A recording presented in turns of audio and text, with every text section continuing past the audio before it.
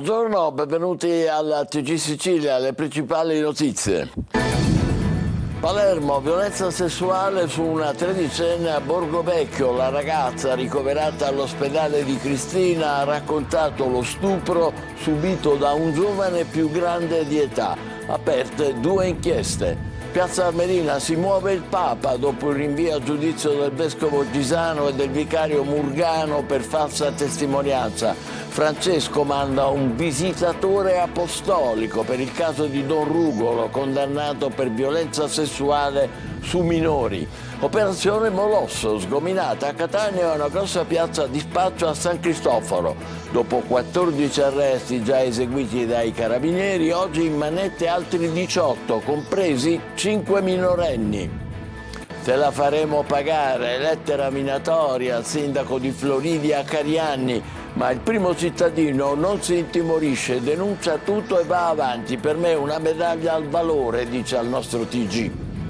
Vita e opere di un imprenditore per 30 anni in affari con i vertici di Cosa Nostra. A Caltanissetta sequestrati 9 milioni a Giuseppe Lipera, un geometra 73enne, proprietario di società, immobili, conti bancari che ora passano allo Stato.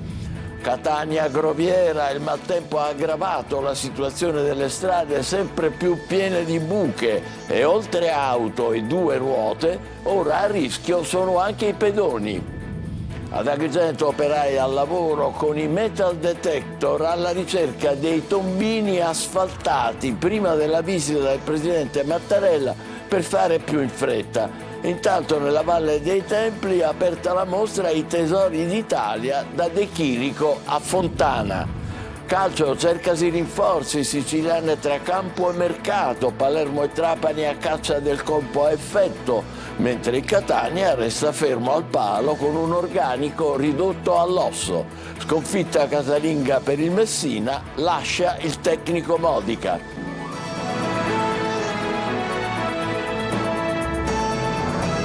Bentrovati. A Palermo una tredicenne ricoverata all'ospedale di Cristina denuncia la violenza sessuale subita da un ragazzo più grande nel rione di Borgovecchio. Aperte 2 inchieste. Il servizio di Marco Gullà. Sono stata violentata da un ragazzo più grande in una piazza del quartiere Borgonuovo. Palermo ripiomba nell'incubo di violenza sessuale. La vittima sarebbe una ragazzina di 13 anni ricoverata da giorni nel reparto di neuropsichiatria infantile dell'ospedale di Cristina. La ragazzina, che sarebbe dipendente da alcol e stupefacenti, era accompagnata dalla madre quando all'improvviso sabato pomeriggio, dopo aver litigato con la donna, sfugge al controllo e scappa via. Raggiunta da un'amica, trascorre la notte fuori, non risponde al telefono e torna inottata all'ospedale dei bambini, totalmente ubriaca. Non si regge in piedi. L'indomani, domenica mattina, racconta ai medici di essere stata violentata da un giovane conosciuto proprio quella sera. Ci sono segni evidenti della violenza. La tredicenne vive con la madre, non ha riconosciuto il padre ed è ricoverata da qualche giorno. Una situazione decisamente delicata. La giovane è supportata da uno psicologo e assieme a lui ha ripercorso la notte in cui avrebbe subito la violenza. L'ospedale ha avvisato sia la procura per i minorenni che quella ordinaria. Sono scattate le indagini dei carabinieri. Una fonte importante è l'amica della tredicenne e soprattutto individuare il gruppo con cui le due hanno trascorso la serata. A Catania un uomo ha minacciato per strada, vicino a Viale Mario Rapisardi, la sua ex. Poi l'ha schiaffeggiata e afferrandola per i capelli le ha sbattuto la testa sul muro prima di essere messo in fuga dai passanti, mentre inseguiva ancora la donna a bordo di uno scooter. Il 41enne è stato arrestato perché ha violato il divieto di avvicinamento alla vittima. Piazza Armerina, si muove anche il Vaticano dopo il rinvio a giudizio del vescovo Gisana e del suo vicario Murgano per falsa testimonianza. Il Papa manda un visitatore apostolico per il caso di Don Rugolo, condannato per violenza sessuale. Gerry Italia. È arrivato direttamente dal Vaticano il segnale più chiaro di attenzione su una vicenda che scuote dalle fondamenta la diocesi di Piazza Armerina. Dal 15 al 18 gennaio un visitatore apostolico inviato personalmente da Papa Francesco ha incontrato prelati e testimoni nell'Ennese per raccogliere informazioni sul comportamento del vescovo Rosario Gisana e del vicario giudiziale Vincenzo Murgano. A conclusione della sua missione il vescovo del Nord Italia dovrà relazionare direttamente al pontefice sullo stato della diocesi e sulle possibili responsabilità. Proprio Gisana e Murgano sono stati rinviati a giudizio dalla procura di Enna. Il 26 maggio compariranno in aula per rispondere dell'accusa di falsa testimonianza. Gli inquirenti sostengono che i due abbiano insabbiato le violenze attribuite a Don Giuseppe Rugolo, arrivando a mentire su incontri, offerte economiche e persino sulla consegna di documenti riservati al sacerdote, condannato in primo grado a 4 anni e mezzo per abusi su minori. Nel frattempo Rugolo ha presentato ricorso contro la sentenza di primo grado. L'udienza d'appello è fissata per l'8 aprile. I legali del sacerdote contestano l'intero impianto accusatorio e chiedono la riapertura del dibattimento per l'acquisizione di nuove prove. Anche la curia di Piazza Armerina, ritenuta responsabile civile, ha fatto appello, sostenendo di non poter essere chiamata a rispondere per le azioni del sacerdote. Intanto arriva anche la voce della diocesi attraverso un comunicato diffuso in giornata. Il vescovo Rosario Gisana, si legge in un comunicato dell'ufficio stampa della diocesi di Piazza Armerina, segue con serenità gli sviluppi del procedimento penale in corso. Nel ribadire l'estraneità alle accuse, conclude la nota, rinnova la sua fiducia nell'operato della magistratura.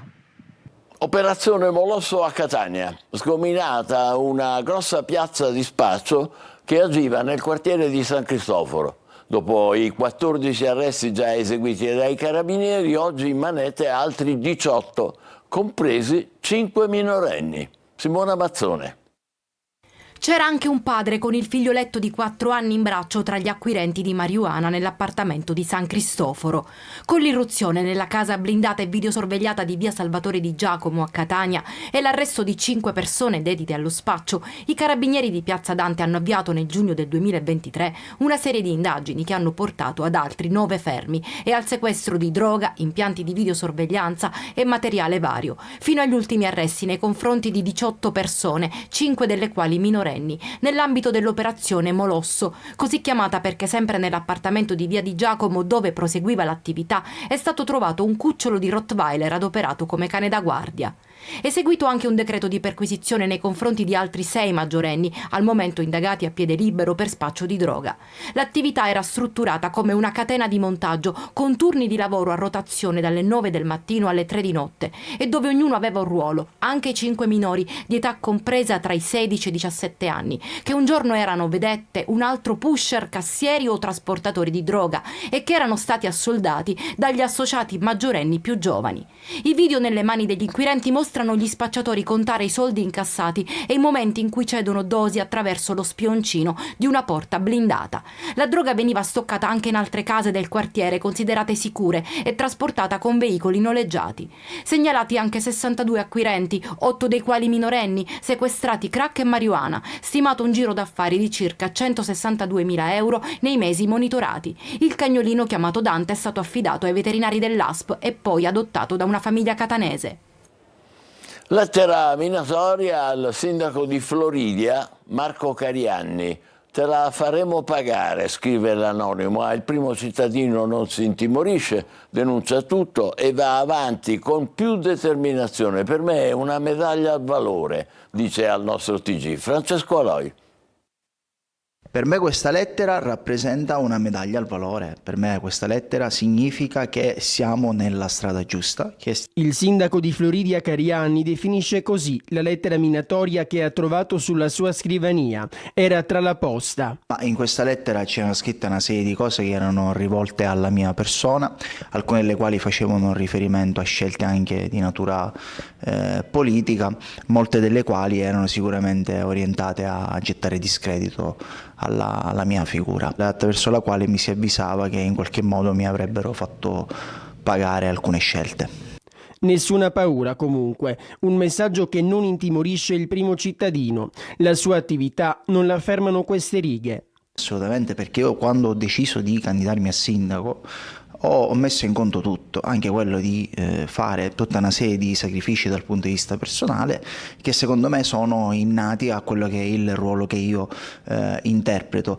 Naturalmente non si è fatta attendere la solidarietà della politica, ma anche dei cittadini. Uno stralcio della lettera lo ha pubblicato sui social ed è qui che stanno fioccando tantissimi messaggi di vicinanza.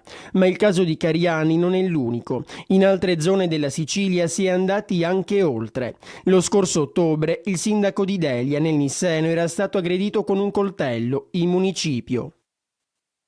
Adesso andiamo a Caltanissetta, affari all'ombra della mafia, confisca da 9 milioni all'imprenditore Giuseppe Lipera, un impero milionario costruito in oltre 30 anni di attività e, dicono gli investigatori, costanti e continui rapporti con il gotha dell'imprenditoria mafiosa. Eva Spampinato. Dopo il sequestro arriva la confisca definitiva da parte della DIA. Passano allo Stato i beni degli imprenditori Giuseppe Lipera, oltre 9 milioni di euro, l'intero capitale sociale, il complesso di beni strumentali di 3 ditte, partecipazioni in altre 5 società di capitali, 7 immobili, 4 auto, 22 rapporti bancari. Un impero milionario costruito in oltre 30 anni di attività e costanti e continui rapporti d'affari con il gotha dell'imprenditoria mafiosa siciliana. Lipera, geometra, 74 anni, imprenditore originario di Polizzi Generosa, ma da anni residente a Caltanissetta, coinvolto nella storica inchiesta Mafia e Appalti, è tra le figure più controverse degli ultimi 40 anni di storia siciliana. Dalle sue mani è passata una buona fetta degli appalti indetti nell'isola tra gli anni 80 e 90, quelli della spartizione scientifica dei fondi pubblici tra le imprese, a patto che si dimostrassero riconoscenti nei confronti della politica e della mafia. Fu condannato a 2 anni e 8 mesi per associazione mafiosa nel 2007, ma collaborò anche con la giustizia prima di ritornare a fare affari anche nel mondo dell'eolico. Ora è libero e ha scontato la sua pena. Il centro operativo di Caltanissetta ha ripercorso la carriera dell'imprenditore accertandone la pericolosità sociale. Se Angelo Sino, piccolo imprenditore edile a cui Totò Riina affidò le chiavi del sistema, è passato alla storia come il ministro dei lavori pubblici di Cosa Nostra, Lipera poteva essere considerato il sottosegretario. A collegarlo alla regia della spartizione dei lavori è stato anche Giovanni Brusca, il boss di San Giuseppe Jato. Ai magistrati Sino e Brusca raccontarono che Lipera aveva le doti giuste per garantire il mantenimento degli equilibri tra le imprese. Aggiornamenti sui paradossi della crisi idrica. È impossibile svuotare la diga Trinità con le autobotti. A denunciare il caso è Coldiretti, che invoca una soluzione urgente per dare l'acqua agli agricoltori, dopo che il Ministero delle Infrastrutture ha imposto lo svuotamento dell'invaso per ragioni di sicurezza. Laura Spanò. Svuotare la diga Trinità di Castelvetrano con l'utilizzo delle autobotti della protezione civile è un'impresa improponibile e impensabile. Ci troviamo davanti ad un invaso che può contenere potenzialmente fino a 18 milioni di metri cubi di acqua. In ogni modo pensare di chiudere la diga Trinità, dice Santo Di Maria della Coldiretti, significa far chiudere le aziende della provincia. Sono anni che l'acqua viene sprecata e non è più possibile accettare questa situazione. Coldiretti Sicilia sottolinea come rimpallo di responsabilità. Sta solo sfaldando i nervi degli imprenditori agricoli della zona. Bisogna trovare una soluzione adeguata che possa garantire l'uso delle risorse idriche, che deve essere una priorità, perché non si può aspettare la pioggia per poi buttarla. Soprattutto, aggiunge Coldiretti Sicilia, deve essere fatto in tempi celeri e non aspettare anni. Da tempo si aspettano soluzioni efficaci, gli agricoltori non possono più attendere, ma qui si va oltre il paradosso e ci si avvicina alla fantascienza.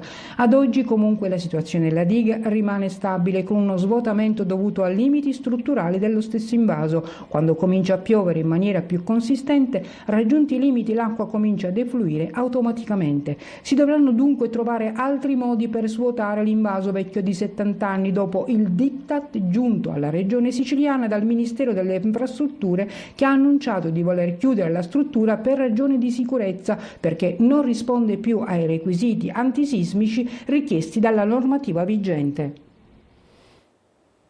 Beh, non ci resta che sperare che si possa dare l'acqua di quella diga agli agricoltori che, come avete sentito, ne hanno davvero bisogno. Adesso andiamo a Catania Groviera. La recente ondata di maltempo ha aggravato la situazione delle strade, come sapete, sempre più disastrate. Sono tante le buche segnalate dai nostri ascoltatori e ora a rischio sono anche i pedoni. Tonino De Mana.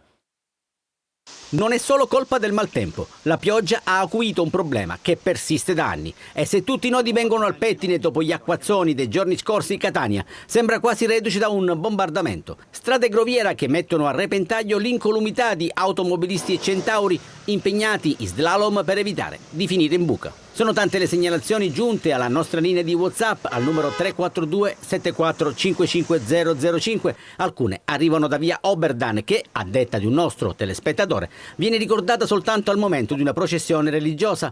Proprio in via Oberdan intercettiamo alcuni scooteristi. Se tu cammini anche con un motorino o qualche cosa, vedi che ti sbanda. Che esperienza ha lei? L'esperienza è che praticamente una caduta già l'ho avuta. C'è sempre questi buchi, c'è sempre così, diciamo, non riparano mai. Squadre delle manutenzioni impegnate a rattoppare, ma il più delle volte si tratta di interventi non risolutivi. Non le manda a dire Giovanni Curia. Come Commissione Viabilità più volte abbiamo segnalato questo problema. Non basta un'ordinanza del sindaco di non uscire di casa con i propri mezzi, bisogna un intervento immediato di ripristino. In una Catania disastrata rischiano grosso anche i pedoni. Primo esempio, una buca in pieno attraversamento in via 6 Aprile, per non parlare del marciapiede pericoloso in via Lago di Nicito. Le volevo far notare le condizioni del marciapiede, abbiamo segnalato più volte questa necessità, ma nessuno si è fatto vedere e durante il corso della giornata accadono dalle 2 alle 3 vecchiette giornalmente. Ciliegina sulla torta, proprio sotto gli archi della Marina, ecco una caratteristica buca a forma di cuore. Per una Catania da amare. Già. E anche ad Agrigento gli operai sono a lavoro sulle strade, ma questi usano i metal detector perché cercano i tombini che sono stati asfaltati in fretta prima dell'arrivo del presidente Mattarella per fare le cose più veloci. Luca Ciliberti. Hanno tombato anche i tombini e così gli operai che erano stati chiamati in fretta e furia ad asfaltare le strade poco prima dell'arrivo del presidente Mattarella ad Agrigento sono stati richiamati in servizio e armati di metal detector si sono dovuti mettere a caccia dei tombini perduti. Una ricerca palmo a palmo sulle strade appena rifatte e man mano che i tombini venivano rintracciati si è proceduto a rompere l'asfalto nuovo di zecca tra l'incredulità degli agrigentini che filmavano tutti con il loro smartphone. Inutile dirlo, i video sono diventati virali e si aggiungono al lungo elenco di gaffe che hanno preceduto l'intitolazione della città capitale della cultura 2025, dai cartelli stradali sgrammaticati di ANAS alla pioggia sui musicisti al Teatro Pirandello. Dalla regione, che ha stanziato €500.000 per rifare le strade, fanno sapere che si tratta di interventi in qualche modo preventivabili, considerata l'eccezionalità dei lavori compiuti pochi giorni prima del grande evento. Ieri il presidente Schifani ha convocato e presieduto il nuovo tavolo operativo per coordinare e armonizzare iniziative e interventi. Tra i più urgenti, come riporta una nota della Regione, la risoluzione dei problemi di approvvigionamento idrico delle strutture ricettive del centro storico, la sistemazione e la realizzazione di aree parcheggio e l'organizzazione di servizio navette, la manutenzione della viabilità e dell'illuminazione stradale, la bonifica di microdiscariche presenti in aree pubbliche e la pulizia e la discerbazione del ciglio delle strade. E poi la realizzazione di un sistema di bagni pubblici e la sistemazione del verde e dell'areto urbano, compreso l'installazione di alcune pensiline. Da Palazzo d'Orlean, dopo la riunione, qualcuno si è lasciato scappare un laconico irriverente. Vabbè dai, c'è ancora un anno di tempo. Davvero, e speriamo che nel frattempo con i metal detector trovino i tombini perduti. Intanto la capitale della cultura, nella Valle dei Templi, ha aperto una mostra molto bella, i tesori d'Italia, da De Chirico a Fontana. Davide Sardo. Agrigento inaugura il 2025, anno in cui è capitale italiana della cultura, con una prestigiosa mostra d'arte del Novecento. I tesori d'Italia, il Novecento delle fondazioni, da Giorgio De Chirico a Lucio Fontana, è il titolo dell'esposizione presso la storica Villa Aurea, nel cuore della Valle dei Templi. L'evento, promosso dal Parco Archeologico, presenta 25 opere selezionate tra dipinti e sculture che raccontano il secolo scorso attraverso le principali correnti correnti artistiche italiane. Una mostra che tende a raccontare l'Italia nella sua interezza, quadri e opere che vengono da tutte le regioni. Lo abbiamo fatto in quella che abbiamo appena dismessa. Oggi abbiamo le fondazioni bancarie che con i loro prestiti raccontano un secolo di storia, il Novecento, attraverso i pittori più importanti. Capolavori di artisti come De Chirico, Fontana, Burri e Vedova dialogano con opere meno note ma altrettanto significative. Il messaggio culturale identitario e unitario, cioè è la prima volta che vengono rappresentate in qualche modo le opere del Novecento di tutte le regioni d'Italia. È naturalmente un tema, come dire, se vogliamo anche forzoso, ma di fatto ha una unità poi identitaria perché lo stile ha una continuità molto chiara e un legame cronologico.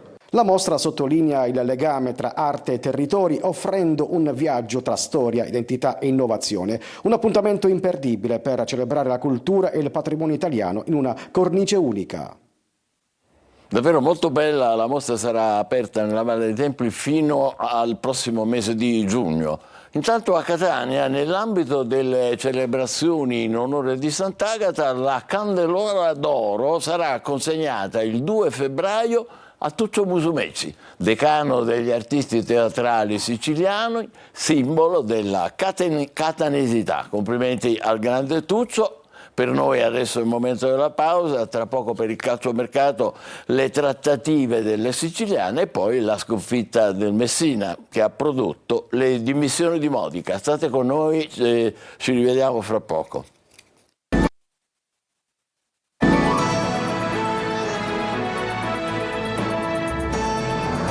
Calcio cercasi rinforzi siciliane tra campo e mercato, Palermo e Trapani a caccia del colpo a effetto, mentre il Catania resta fermo al palo con un organico ridotto all'osso. Tonino De Mana. Tra campo e mercato le siciliane lavorano su più fronti per cercare di dare un senso alle rispettive stagioni. In Serie B 2 vittorie consecutive al Barbera, rispettivamente contro Modena e Juve Stabia, hanno rilanciato le quotazioni del Palermo che adesso può guardare al futuro con maggiore serenità. Il DS Osti vuole regalare anche un grande colpo alla piazza palermitana e con il Venezia avrebbe intavolato una trattativa per assicurarsi le prestazioni del bomber Fociampalo. Secondo quanto trapela, l'attaccante finlandese potrebbe arrivare in prestito con diritto di riscatto, subordinato però ad alcune condizioni. Il club di Via del Fante lavora anche a un piano B con sondaggi per Borrelli del Brescia e la Padula del Cagliari. In Serie C il Catania, senza vittorie né volti nuovi, continua a perdere pezzi. Carpani in gol domenica contro il Picerno è sul punto di trasferirsi all'Ascoli. Il 31enne chiude la sua esperienza alle falde dell'Etna con 21 presenze, 3 reti ed un assist. Altre uscite: D'Andrea non convocato per il ritiro in Calabria è conteso da Arezzo e Cerignola. Montalto piace alla Pistoiese, mentre Rapisarda è finito nel mirino del Sorrento, sulla cui panchina siede ora Giovanni Ferraro. E i rinforzi? Mister Toscano sembra spazientito, si trova costretto ad adattare pedine di uno scacchiere sempre più scarno, mentre si avvicina a grandi passi la sfida contro il Giuliano. In entrata circolano i nomi di Piraccini, Cesena, Matino, Bari, Masi, Atalanta e Frisenna, Messina. E siamo al Trapani che avrebbe messo nel mirino addirittura Super Mario Balotelli, con il patron Antonini che pensa ad un colpo ad effetto. Suggestione o realtà di un mercato che alimenta sogni e speranze? Beh, vedremo. Intanto purtroppo sconfitta casalinga per il Messina, superato 2-0 ieri sera al Franco Scoglio dal Crotone. Decisiva una doppietta dell'attaccante Tumminello. A fine gara il tecnico Modica ha annunciato le dimissioni. Sergio Colosi. Troppo Crotone per un Messina rinnovato, ma sempre piccolo per sognare la salvezza e da oggi senza Modica dimissionario. Il giustiziere è stato il solito Tumminello che da qualche anno a questa parte vede nel giallorosso la sua vittima preferita. Sua la doppietta che spinge i calabresi in zona promozione. Longo, dopo le difficoltà iniziali, ha costruito una squadra col migliore attacco del girone e affidabile soprattutto in versione esterna. Il Messina con 3 nuovi acquisti all'esordio si è difeso ad oltranza, a parte qualche timido tentativo. Quando però il Crotone ha fatto salire i giri del suo motore, gli avversari, graziati dal palo di Gomez e dalle parate di Krapicas, hanno alzato bandiera bianca. Minuto 40, sull'invito di Vitale il sinistro di Tumminello e una sentenza. L'attaccante ha replicato al 15° della ripresa. Vitale firma il 9° assist vincente stagionale per la deviazione aerea di Tumminello. Il Crotone ha sprecato il terzo gol con Vitale, Silva e Ovisac, mentre la fase offensiva del Messina è stata nulla. Luciani e Cominetti si marcano da soli, difesa da sistemare, attacco da rifondare senza Natriello e Petrungaro